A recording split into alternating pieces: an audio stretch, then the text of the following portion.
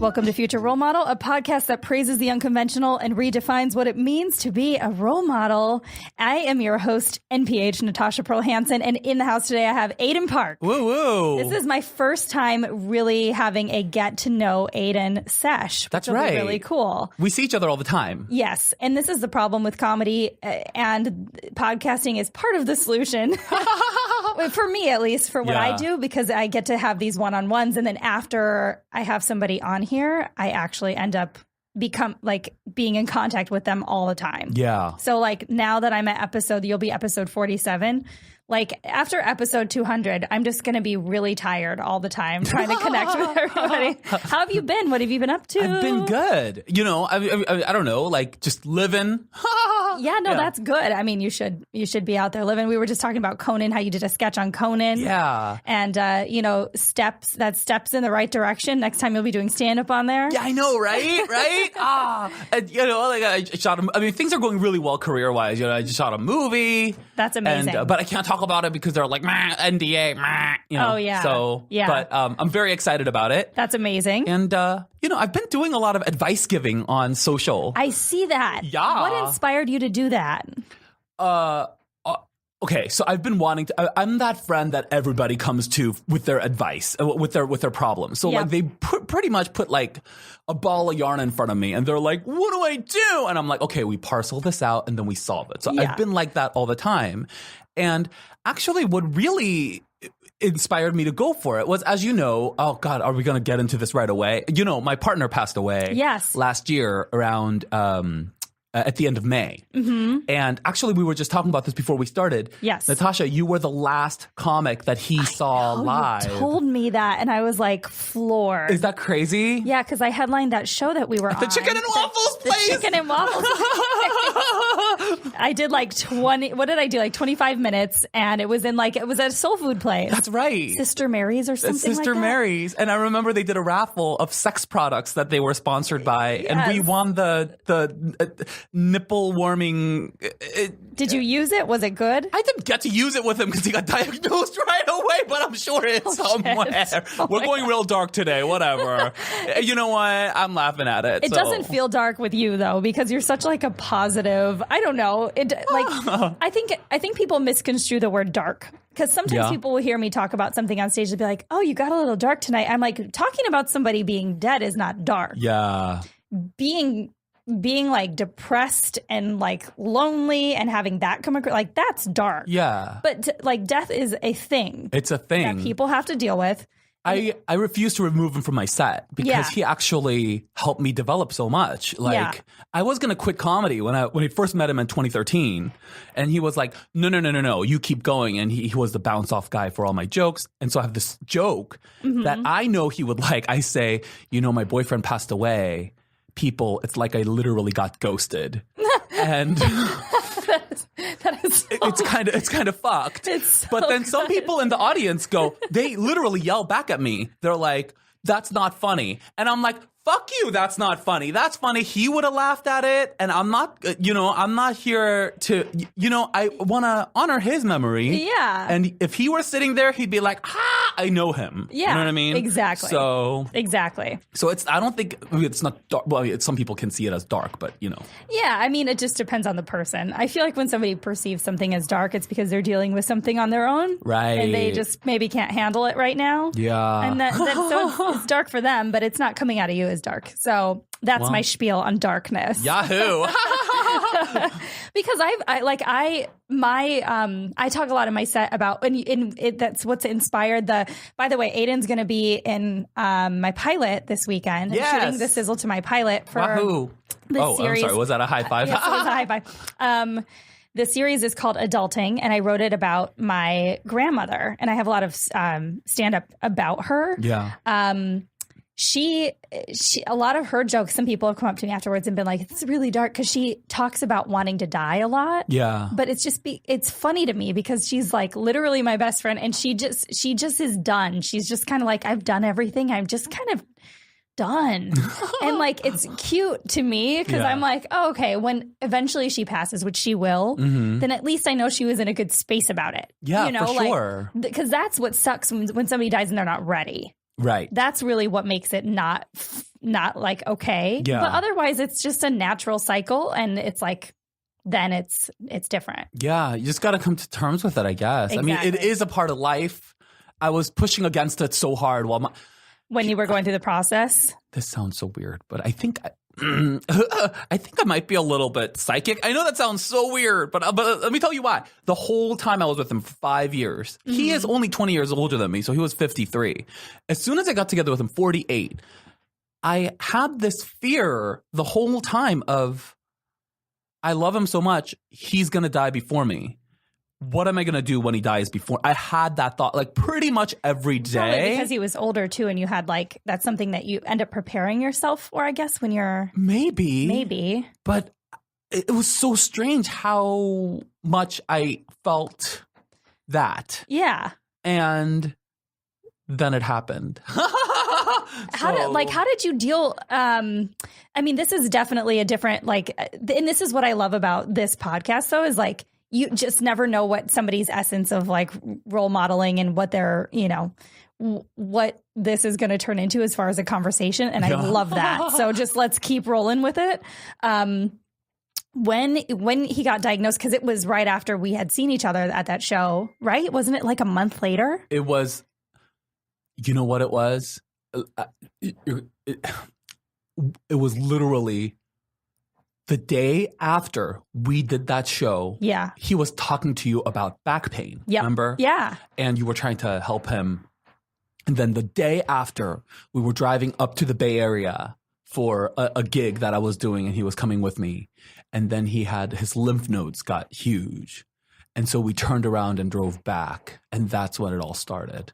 Wow. Yeah. Holy shit. And it was a really fast process, right? After that? It was quick. It was like, we did that show in like March, right? Yep. Like in the beginning of March, he was diagnosed. And then by the end of May, he was gone. Fuck. Yeah. That is crazy. It was crazy. And what was your process during that time? And like, what was your process after that time? Just to deal with it, whether it be personally or on stage or both. Because I know sometimes the stage is therapeutic and sometimes you have to take like a breather when you're going through something like that. Yeah. So, I mean, what was that like for you? It was the most challenging 3 months of, actually, after he died, that whole 5-month period, it was like fucked. Because he has no family. I was his family. Right. So it was like, not only am I dealing with the emotional standpoint of, you know, seeing your lover decline and wanting to be better, and he really wanted to stay, and he was concerned for me, though. You know what I mean? He was really concerned about leaving me, which is very, you know, and I didn't want him to leave. But also, like, the practical standpoint of, like, having to deal with the medical system and just everything. The shit they make you do when somebody passes away is so, like, there should just be a button you push and it's just handled for you. Because it's like, on top of everything else you're dealing with emotionally. Yeah. The fact that you have to, like, and I write about that a lot in my pilot as well, because my grandma, we all had to fly and help her when my grandpa passed away, because like, she just woke up and he was dead, and she was like, what do I do with him? What do I do? And it's not funny, but like there is a comedic element later on, because you think back and you're like, you're just hanging out with somebody like dead in the house. Yeah. And for like a half a day, she had him in the house. Oh my God. It's not funny. It isn't, but it is. It's not funny, but we wrote about it in the pilot because it's so real. Yeah. Because nobody knows what to do. Like, if somebody's just dead, like, you can't just put them outside. You know, like, you can't, you know, like, you keep them there until somebody comes, and then, like, you know, it's just a weird, and nobody knows what kind of paperwork you have to do. Yeah. What to take behind. Like, my grandma was like, what do I take with me? This is like 60 years worth of papers and filings. And I was like, I don't fucking know. I guess you take like the deed to the house and a birth certificate and just call the rest. Was she emotionally okay? No, I mean, you're just in shock, you know, like that's what happens to people. Yeah. You're kind of like in shock. Yeah, totally. You know? And so like, there's just not a right way to handle really any of it. Yeah. You just have to go through the emotions. God. I mean, but it's I feel like did you feel like you had to talk about him on stage a lot afterwards, or did you feel like you kind of had to subside from doing that for a while? Well, after he passed, I took a contract job out of town. I do political consulting sometimes, where I organize people to collect signatures for different causes. And so there was an opportunity in Washington State for me to do that. Yeah. And so I just went and did it. And to take your mind off stuff. Yeah. And luckily I had my best friend with me who was also in the business. So like for a month, we just like banged it out. And, I was in quite a bit of debt because... medical stuff. Right. And it's not like medical, like he didn't have insurance, but what happened was like certain medicines are not covered. And then you go to 7 different pharmacies and you finally find the pharmacist that has the medicine that he needs because his pain pills expired. And then they're like, oh, I'm sorry, we don't take your insurance. Then what do? It's $1,300. Fuck. He's out of medicine. What does anybody do? What do we do? So I was like, oh, just put it on. Just put it on. Because otherwise we would have to readmit him to the hospital. Of course. And it's just like, oh. So how the fuck do they make medicine as expensive as it is? It was the most maddening process. And I would recommend anybody with any kind of diagnosis go to USC because they're the only one with, if you're in LA, they're the only one with the pharmacy inside the hospital.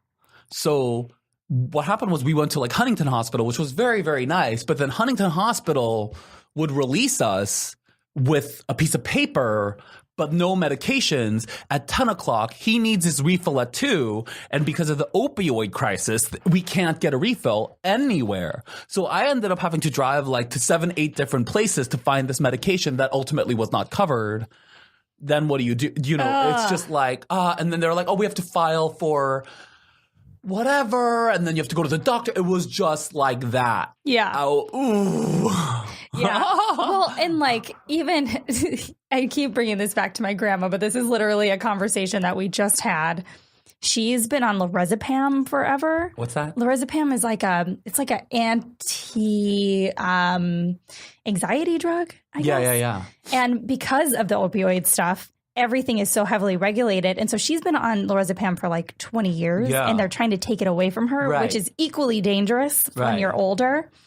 So we were like talking about me going to Mexico and like buying her drugs for her. I heard you can get it from India or whatever. People do this now. They drive over the border to get treatment. Like my cousin was getting treated for cancer in Mexico because it was like a quarter of the price, which was still ridiculously expensive. It was like $4,000 a month as opposed to $15,000. Right. But like, what do people do?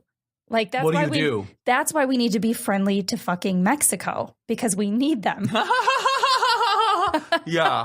And the regulation here is so crazy. I mean, dude, the stuff that, because they were like, Michael's declining. And they're like, okay, well, we need you to go and get a biopsy done. We'll make an appointment for you from a month out from now. Oh my God. And then we go to the biopsy appointment. And they're like, okay, well, I don't want to give you a biopsy until you have an oncologist. So let's get you another appointment for an oncologist for 3 weeks from now. And so we go to the oncologist and they're like, well, we need to order a biopsy. So let's order that 3 weeks from now. And Michael's like declining fast. Yeah. And I'm like, anything. I don't know. Like, I went crazy. I like found like a holistic healer. I found the CBD injectable oil. Like anything. Like that's what they always just want to put everything on ice in the medical field, both literally and figuratively. Like they want to freeze your shit and they just want to freeze people. Yeah. Like they're like, oh, just go on hold for like a month while we figure this out with the system. And it's like by then somebody can be seriously sick. Yeah. So I don't know. There was this is such a smart thing, and I wish it was more practical, and I think it will be at some point. But me and Justin were a part of this new company called Forward Medical last year. We only stuck with them for about 6 months because the membership was an extra $150 a month. but you were seeing like a Harvard or a Yale doctor for 1 hour every time you went in. It did like a biometric scan. It was like a place of the future. Yeah. And anytime you needed something, whether if it was medication or you were like, I had lost my voice after traveling once, and I got an appointment like within 2 hours. Can anybody be a part of this? Anybody can sign up. You're kidding me. It's amazing. But you still need health insurance if you want to like have coverage for medications, or if you want to have coverage for anything big that was going to happen, like catastrophic. Yeah. But I pay like $300 something a month for medical insurance that I just don't use. Yeah. So when I had Forward, I went to them for everything. Wow. And I lost my voice at one point. He gave me this like amazing inhaler that gave it back to me just in time to do a show. He was like, 20 minutes before you go on stage, take this inhaler. Wow. It's going to just clear up your throat. You'll be able to finish your set, and then your voice will probably go away again. Yeah. But like they were like on their shit. Yeah. And I wish I could like get them to like sponsor my life, because they're not that popular yet, but they're in the mall in Brentwood. And they're like, it's amazing. And they have like 15 locations around the country, I think. Can we go together? Yeah. Because I really want to do this. It's amazing. Yeah. And if they figured out a way to bypass the medical system and just operate on their own as a singular entity with like insurance of their own that they offered, 100% everybody would do it. Because nobody wants to deal with fucking doctors. Yeah. Like true. You have anything. The last time I went to my doctor, I had this like rash back in November, and it was bad. It was like spreading all over my body. My doctor didn't know what it was. They misdiagnosed me a couple times. Wow. And I ended up having to pay out of pocket to go to a dermatologist who knew immediately what it was. Yeah. But I couldn't get a dermatologist appointment from my doctor because he was like, oh, why don't you come back in a week? Yeah. Oh, why don't you come back in another week and we'll see if this thing worked. And they're just... It's like experimenting on you. They were having me Google what it was while I was in the doctor's office. I'm not even fucking kidding. They were like, look up, why don't you look up patches and we're going to look up this. I'm like, are you really fucking Googling stuff? Patches on my back. Well, and he was like, maybe it could be this. It could be, have you been around any dogs? I'm like, no. That's so funny. I'm smart enough. I'm 34 years old. I know my body to know if suddenly I was around some like weird dog, then I would go to you and say, hey, I was around a fucking weird dog. Yeah. This is why That's so funny. In the office, they're like, so stupid. Do you write about this? That's hilarious. No, I mean, that's like, hysterical. I need to write about it. How are you going to make me fucking Google your diagnosis in the office? That's so funny. Like, who does that? Man. I know.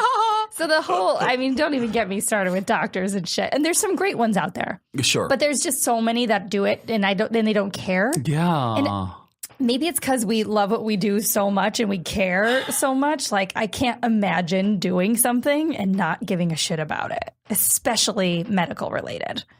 And there's a lot of people. I think there's some red tape. Yeah, I think so too. I mean, the doctors and the nurses that we came across were amazing. I mean, of course, yeah. And in that field, especially in oncology, you would hope so. But like in general practice, you never know what you're going to get. It's just like some dude. This amazing. I need to write about this girl. She was amazing. Her name was like Jenny D or something, right? Mm-hmm. She walks in. And she's the most beautiful woman you'll ever see. And she's like so nice and so well informed and so just perfect. And I'm like, who is this woman who's a doctor who's so perfect? And so I was talking to Michael. I was like, Michael, who is this girl? And he's like, I don't know. I think she's an angel. And so we had to I Facebook stalked her. She's Dr. Quinn. Yeah. Medicine. I was like, who's this Jenny Yee? So I Facebook stalked her and I found her. And it was like, she's just perfect. She was so perfect. And I'm like, who is this bitch? She was like, oh, I'm having so much fun in like Rio. And like, I'm on a beach. And And I'm like, what? And she's a doctor too? I know. I was like, life is unfair. Okay. If she hasn't been matched up, I'm going to tell. I had Leah Lamar on my podcast last week. I'm going to tell her to like match that chick with somebody because she does a Finding Love podcast. I'm sure she really? Sure, yeah. I'm sure she has the Finding Love podcast. Yeah. It's so funny. Yeah. That girl, man. I was like, what? Yeah, I always think about that. I'm like, how much cooler would it have been to be like, because, if you're an attractive woman in comedy, there's always that question like, people are always like, what is it like being an attractive woman? And people are like, all my friends are attractive. I don't know. Nobody cares. But if you're the hot doctor, you stand out so much more, right? I just like to think that she was a major shithead when she was young, right? Yeah. Just like, future role model. Maybe she was a real shit. Yeah. Like a real shit. I want to talk about what you were like when you were young. Where did you grow up? Korea. Okay, you did. I was there till I was 9. Mm-hmm. And I moved here. And I was raised by my grandmother. Mm-hmm. I didn't know that. Yeah, I had no parenting. Where were your parents? They stayed? So I don't know my dad because my dad was a shithead. My dad had a whole other family. My dad had a whole other family and married my mom, and then carried on 2 families and said he was working out of the country. But really, but this was Your before, dad was like a spy. Yeah, this was before Facebook, so we can verify anything. So he was doing that shit, and then my mom was like, "That's it," And then I grew up with her at we ran a little video store, which is why I don't have an accent. In Korea? Yeah. So the reason why I don't have an accent is because you watched American videos. American videos with Korean subtitles. And so I got really good at reading Korean, and I got really great at kids just watch the same pronouncing shit. English, yeah. So I practiced over and over. I have a bit about, Sister Act. Yeah. Literally. That's how I learn. That's why I speak like Whoopi Goldberg sometimes. They're like, why do you speak like a black woman? It's not just because I'm a gay man, because, that happens too. Oh, shit. I could say that because I'm gay. Yeah, you can. Oh, I didn't even mention. Wait. No, I was talking about my boyfriend the whole time. I didn't mention that I was gay. Wait. No. Yeah. The it kind of came across. I think we get it. Wait, so how long? So you worked in this store with your mom in Korea? Yeah, I would run the store 7, 8, 9. Oh my years God. Old. Yeah, and then when did you guys leave, and what happened to your mother? So we came here. My mom took a job across the country and left me with my grandmother. Neither of us spoke any English. You came straight to Los Angeles. No, we came to San Francisco. San Francisco, okay. Yeah, and so is that what made you gay? Just kidding. San Francisco is the best city in the world. Oh my God, I was out of control. Oh my God. I was prom queen, Of course you were. Yeah, I was. Of course you were. Oh my God, I love it. I'm such a shit. You're loud. It's so stupid.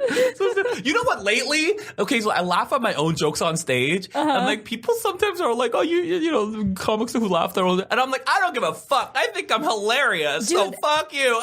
You should be having fun on stage. I mean, when Chris D'Elia laughs at himself, it's so entertaining because it's not like he's laughing at his joke like, oh God, my joke was so smart. It's like he's thinking something really funny on the spot and you can see him enjoying it. Yeah. And I love that. Yeah. And it depends on the person. Some people, it would be off if they laughed at themselves, but some people it totally works for. I'm like, just fucking do you, bro. Well, I try not to do it, but then I'm like, fuck it. I don't give a.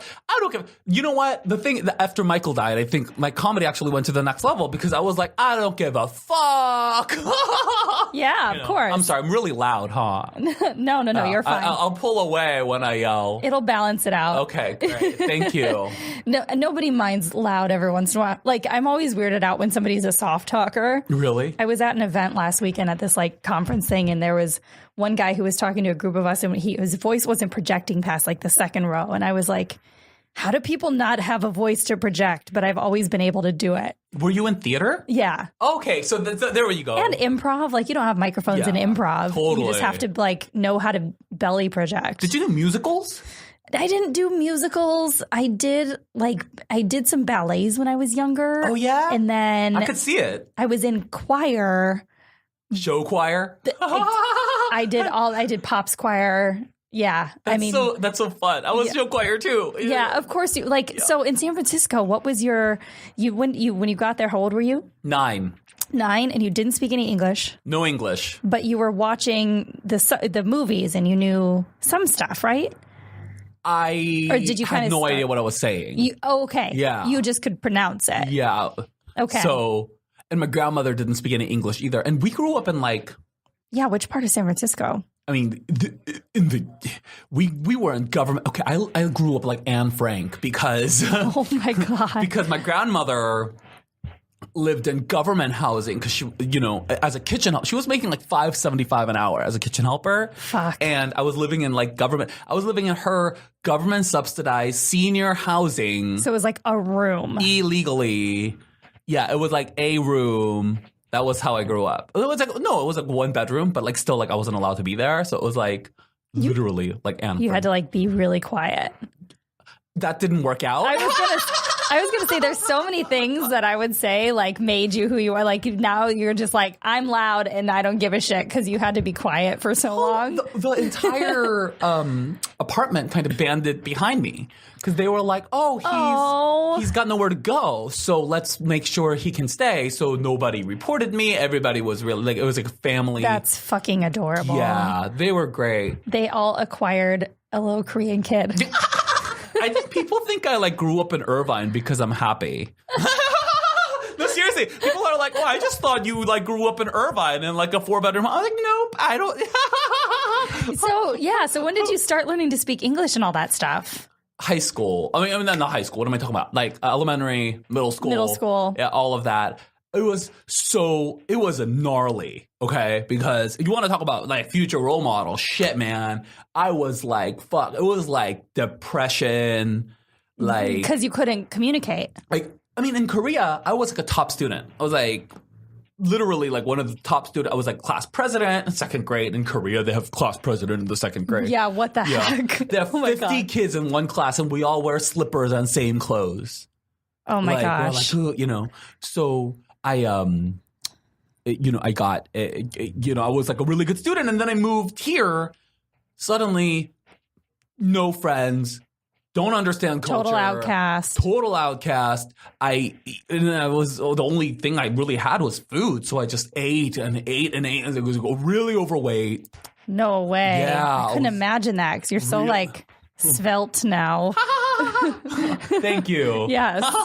But so you were just the chubby new kid who couldn't speak English. Right. And I was just... That's so hard on a child. Well, and I probably didn't have any parenting. So it was like, I just brought out a bigger hammer, which probably isn't the best strategy for that. But, I just became more aggressive, more loud, more antagonistic, more... starved for attention, that kind of thing, like more like, and so it was like a prickly, big, lonely, loud kid. Yeah.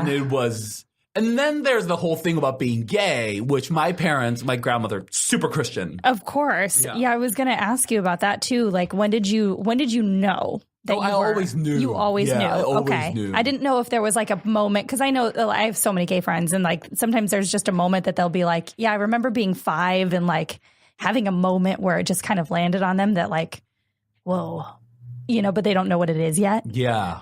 I was always like that. Yeah. You don't know what it is yet. I don't know what moment it was. Yeah. But that started happening, and it was just, it was not. And then my grandmother, lucky for me, my grandmother was kind of like, she would go work, and then she would come home, and then she would have like $100 extra, and so she would go play penny slots at casinos. Like she was never home. Oh my God. Yeah. So I would just kind of. You were just literally by yourself. Yeah. So what did you end up turning that into? Did you have a strange part in your life, or did you like rebel at all? I was pretty much depressed for like 4 years. At a young age, right? I mean, it was like I just didn't want to exist. It was like bad. It was bad. And I didn't know what was happening. And I didn't know who to talk to. Right. And I felt really a lot of shame about being gay and, all that stuff. Because it wasn't like a family. It wasn't something your family could handle, right? Totally. I just ate a lot of Burger King is what I remember. I just Burger King. Oh. Yeah. And when did it turn for you? When did it turn? Like, when did it start? When did the depression start falling off? Like, did high school get better? Yeah, because I was really picked on a lot through middle school, like a lot. Like I was But it also came from like I felt like I wasn't good at anything. Like I was just, you know what I mean? All I would do you didn't like have any sort of sports or anything that kind of gave you a camaraderie. No. But I got into theater in freshman year of high school. Okay. And at some point, I remember like there were some moments where, and this one kid stood next to me. He's like, I'm going to stand next to the fat kid. That's what he said to me. Or that's what he said out loud. And I was like, fuck that. Fuck you. And so I went on like this crazy diet. Yeah. Which was like maybe the start of like a little bulimic episodes throughout high school. But oh my gosh. Have those? one extreme to the other. Oh my gosh. So I would like eat. It wasn't like I threw up, but it was like I would eat as much as I could before 4, and then after 4, I would not eat anything at all. That's not what even drink people water. do that now, and they call it intermittent fasting. Yeah, that's so LA. It was. We both knew exactly where it was. Yeah, but people do that now, and I'm like, I'm too like I'm a snacker person. Well, now I'm like, I'll eat what I want. Yeah, of course, but like that's a trying. So, did you lose all the weight? I lost 35 pounds. Dang. But I was still like, I still weigh the same as I did after my weight loss, but like I had no muscle. So like I was still kind of like, but like I found theater and I found some self-esteem in that. It gave me something to work toward. And like a crew of people that got you a little bit, I'm assuming, because that always helps. What really changed for me in terms of, because by the end of high school, I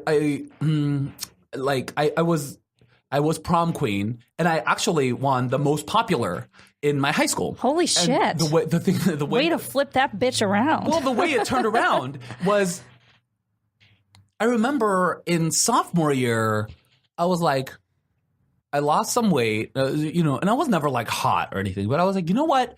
Fuck it. I'm gay and I don't give a shit. Like, fuck. I took on that. I was like, I don't care. You know what I mean? People would like, you're gay, haha. Like, that's what they would do to me. Okay, so yeah. I was like, fuck you. I don't give a shit. That's what I'm doing. You know what I mean? And then people started liking me. Because, like, if you're just yourself and you're like, fuck. And it's like kind of true in life too, right? Like, or stand up. Like, if you're like, fuck it, this is me, then they like you. But if you're like, you'll find your people. At least you'll find your people. You know that. I mean, because that's the thing that I found. If you're like a chameleon and you're always trying to blend in, you'll never really know who your people are. Yeah. But when you're just like, this is me, take it or fucking leave it. Yeah. Then your people just work. I don't know. They show up. Mm-hmm. Yeah. So you came out sophomore year. And to my high school. To your high school, but not your family yet. Right, because it was so separated. My grandmother, again. Yeah. Off at the casinos. Sure. But like I had no parenting, so like I didn't know like basic manners. So, I got out of high school and I didn't even know I had to pay taxes. I didn't know what that was. Nobody talked to me about that. Like it was like the adulting was not happening for you. Adulting was not happening at all. It's such a good word. And I fucked the whole town of San Francisco, which was probably not a smart thing to do. Oh my God! At least it wasn't in the 80s. I think you missed all the bad parts. Yeah. I think by then they had their shit together a little bit more. That's right. They had like pills. Prevention was more of a thing. Yeah. Dare to keep your dick off things. It's so funny. That should have been part of the Dare promo, not just drugs, because it like sex should have totally been a part of that. Yeah. And I think Dare actually switched their program and they're doing a whole different thing now. What are they doing now? I don't know. I think it's bullying. I think it's a lot of bullying. Okay. Which is good. I mean, Dare should just be like, whatever the fuck kids are going through, try to fix it. Yeah. Do you remember Dare? Yeah, like the drug. The people that used to come in and they'd like put on the drunk goggles on you, and I loved those. That was the most dangerous thing you could have done to like a party animal at a young age, because I put those drunk goggles on and I was like, this is awesome. Wow. I'm definitely gonna drink. We had to I was a part of the Pure Resources condom distribution team because it was like something to do. Yeah, of course. And like we had to like work with the dildo and roll a condom on the dildo and like do presentations to like people. At least they gave you a dildo and not a banana, because bananas do not retain the same. Like you're trying to roll a condom on a banana. It's the wrong shit. It's like it's got angles on it. It's got a curve. It's got a weird curve, and the skin is a different texture. I mean, you just can't compare the two. You can't. Yeah. I would have to say. I would say try it tonight when you're drinking. So, did you ever come out to your grandma? No, she passed away. And you just let it be? She was way past. Like,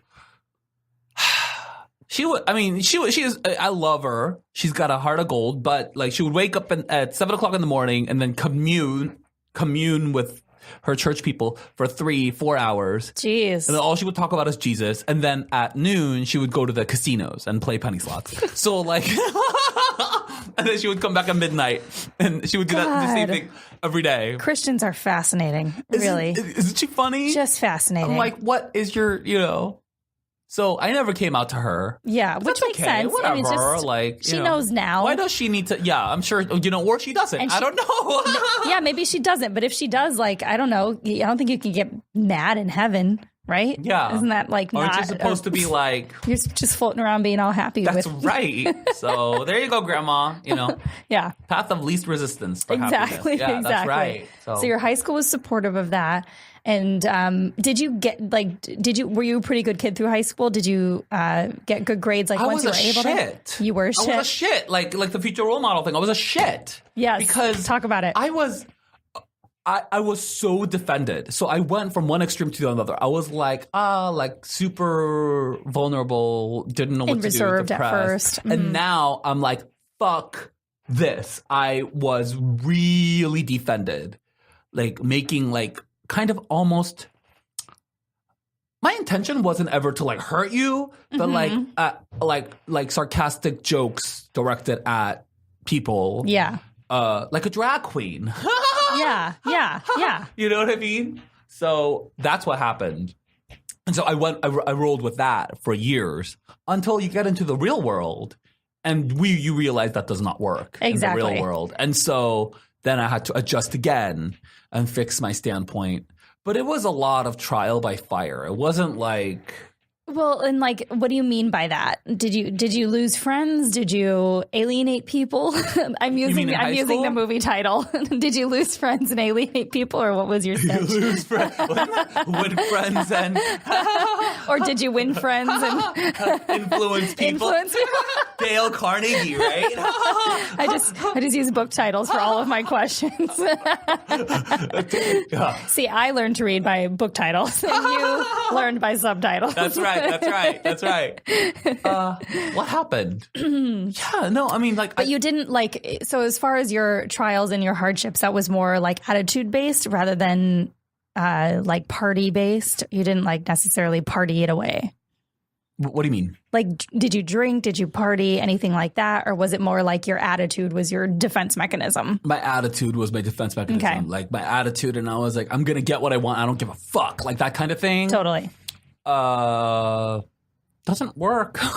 Yeah. I mean, at some point, it's got to turn. I think the not giving the fucks is okay. Yeah. But as long as it's not at the expense of other people. It was a defense for sure. Yeah. I could never follow through with it anyway. Like, I wanted to be that person, but I couldn't ever really be that person. Yeah. So when you were coming out of high school, like, what was your plan? Or this was fucked up too. Okay, so man, I could write a book about this shit. So maybe I should. Okay, anyway, I was brought here undocumented, and I didn't know this until I was in high school doing the freaking application process.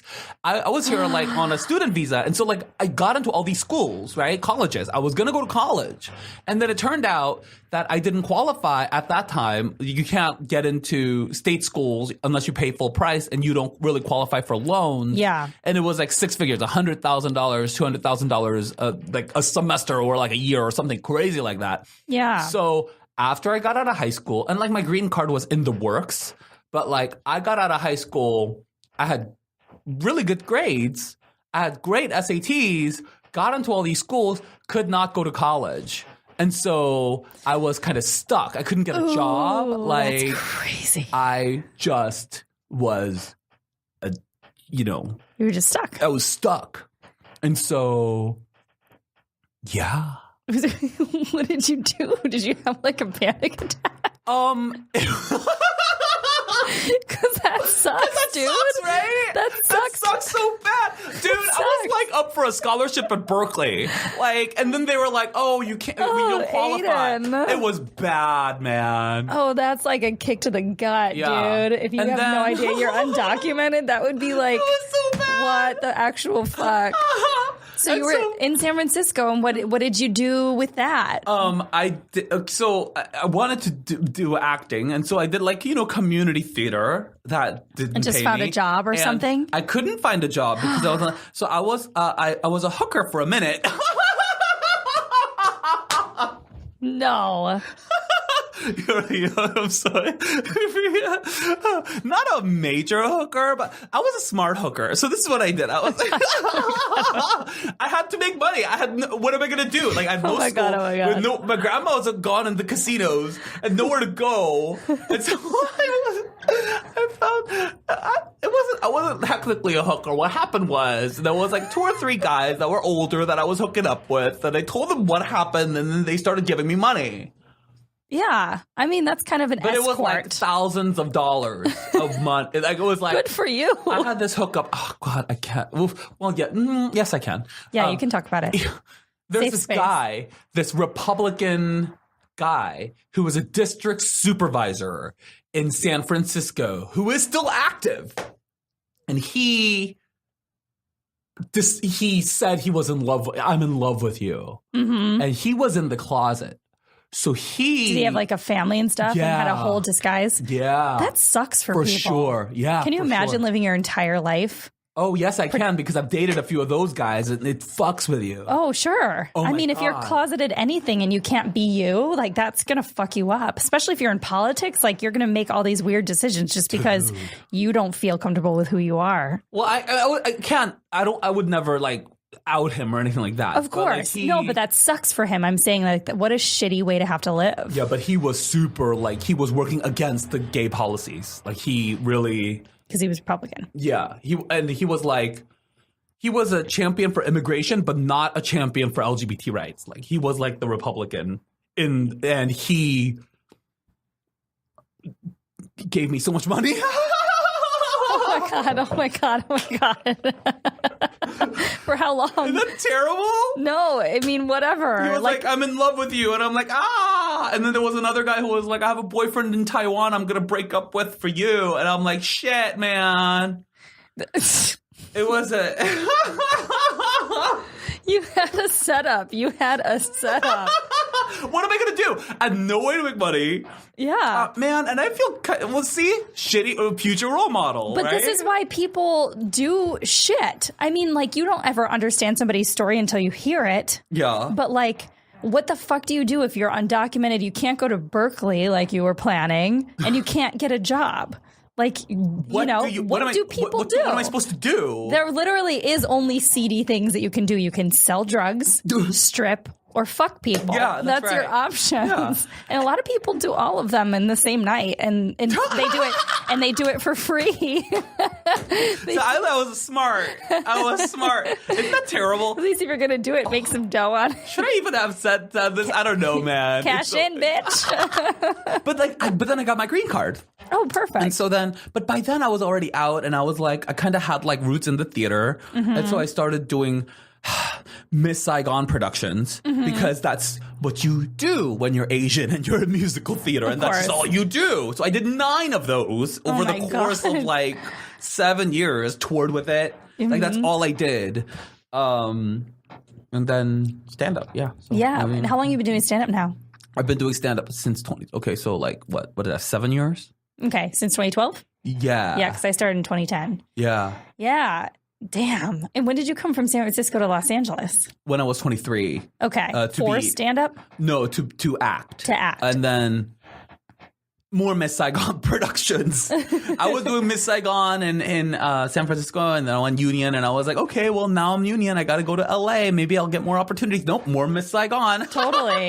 Oh, my God. Yeah. So what was that transition like for you coming out here? Did you feel like super... Because it's always nice when you have a new city to start in. You kind of have a way to refresh. It's like to hit the refresh button. Right. You know what I mean? So you kind of had like this life in San Francisco that it seems like you were able to maybe leave behind a little bit. It was not fun for me. The transition here? Yeah, because in San Francisco, you had money, you had people. Yeah, even with all of that, I was like a big fish in a small pond. I worked all the time, like in theater. Of course. Like I worked all the time. And then I came out here, I could not get arrested. It was just, and I wasn't doing stand-up or anything. So I was just like, and I had no concept of, I was just surviving, right? Yeah. That's basically the story of my life, just surviving. Yeah. So I had no concept of like self-care. I had too much of my own well-being tied up into being an actor or success or like outside things and not anything about like being myself. Who you were. Yeah. There was none of that. And so I came here and all of a sudden this thing that I had identified myself with was gone. Like I had found some success in theater, right, in the Bay Area. And so I took great pride in that. I was like, oh, like through all of this, I was able to make this happen. And I moved here and I lost that too.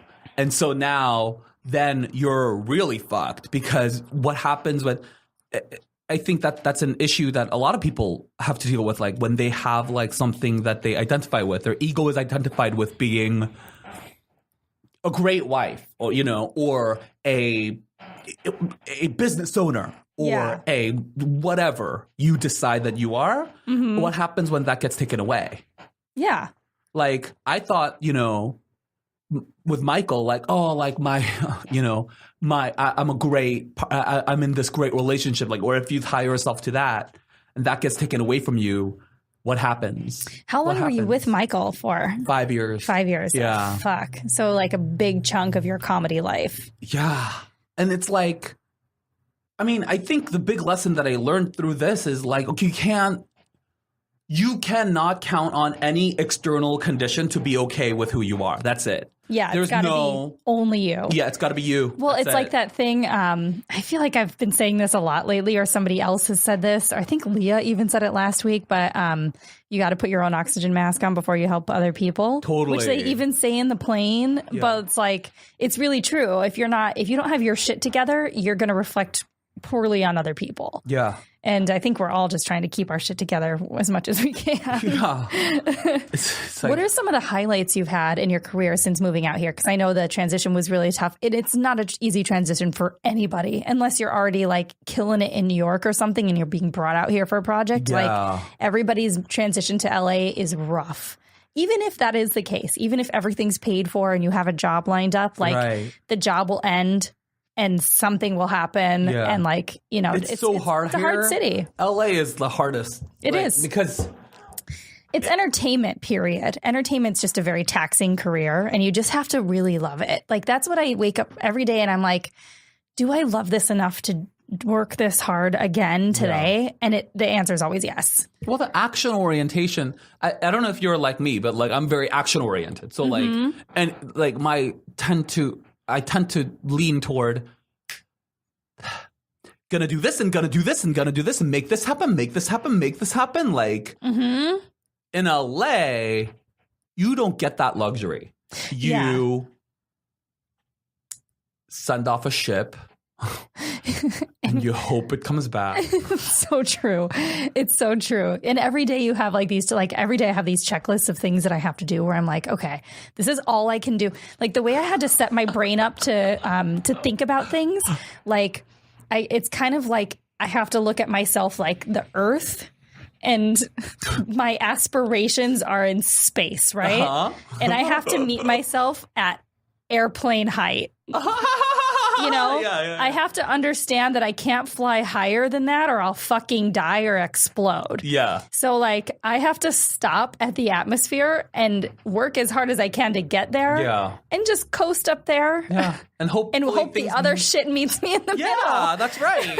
There's no amount of work that you can do. You can't control shit. But like the more I let that go, the better. Yeah, me too. It's like, oh shit. I know I'm doing as much as I possibly can. Yeah. And on some days where I feel like I'm overstressed or like overstrapped or just overwhelmed, period, I just have to like remind myself that what I think I'm doing is really absolutely nothing in the scheme of everything that's happening on the planet right now. You can push as hard as you want, it's but pretty really selfish of me to put that much pressure on myself to make something happen when there's 7 billion other people also trying to make something happen. Yeah. Or maybe there's like with that big of a population, maybe there's like a couple million that are doing absolutely jack shit, but good for them. I think the number one thing that's an indicator of success, from what I found, is literally like, sure, you can work, but like, I don't think that works. I think what actually works, from what I've observed in my own life and everywhere else, is like, knowing yourself, liking yourself, and finding other people that celebrate you, not tolerate you, right? So like you like just surround yourself. Way to put it. Yeah. I mean, I used to go to like, I'm not going to name any specific names, but I used to go to certain comedy clubs and just be like, oh, like maybe I can get Totally. Like, why? Like, no, and they always disdainfully look at me. I'm just not going to go. I get it. I stopped years ago, like hanging out at certain places just because I was like, the energy I'm feeling here is not what I want. That's why I create my own comedy tours. Yeah. Because then I'm doing exactly what I want, going exactly where I want to, connecting with a new audience that I want to see, with somebody that I really like traveling with. Yeah. And it's, as much as you can control that. Yeah, for like, sure. And my experience with comedy and touring is super positive because I'm not going to like some podunk place in the middle of nowhere and going back to my hotel room alone. I'm going to a fun city and I'm meeting people and I'm going out afterwards. And it totally changes the game for you. Yeah, for sure. We don't have to muscle so much to try to get, Exactly. Because people who like you will find you. Mm-hmm. If you're okay with yourself, like the people who are on that same level will find you. Yeah. And that's how I think you grow together as a community, like your career. Or you build your audience. And that's why like I'm okay with building my career and my audience and my friends over time, because I know that by the time I get to like here where I want to be, everybody, I'm going to really enjoy the people I'm around. See, and that's why we're going to succeed. That's why we are going to succeed. I really believe that. And we're going to sell this damn show. Okay, we're going to wrap it up. Where can people find you on social media, etc.? At Aidan Park Show, AIDANPARK Show. Yep. Yeah, so Aidan's spelled weird, AIDAN. Yeah, so. But it's not that weird. Yeah. It could be weirder. Yeah, could be weirder. Like I see a lot of weird like unnecessary Y's and like apostrophes. And people are like, my name is spelled with a thing above it. I'm like, nobody can write that on a computer. Like you just have to let it go. Yeah, totally. And you can find me at NPH Comedy, Natasha Pearl Hansen, on all the things. My website, nphcomedy.com. I have my upcoming tour info for Europe. Myself and Rachel, me and Rachel O'Brien will be touring Europe. We'll be great. Yep, we'll be starting a double co-headline night in New York City, going off to Scotland, London, Berlin, Amsterdam, Prague, probably even Geneva, and then ending in Paris. Wow. It's going to be a really fun run. That is amazing. We've worked our asses off on it. So go to my website, go to the tickets link, and all the show info will be there after this podcast. My website has my tour dates, too. Yes, perfect. aidanpark.com. Yep. So there you go.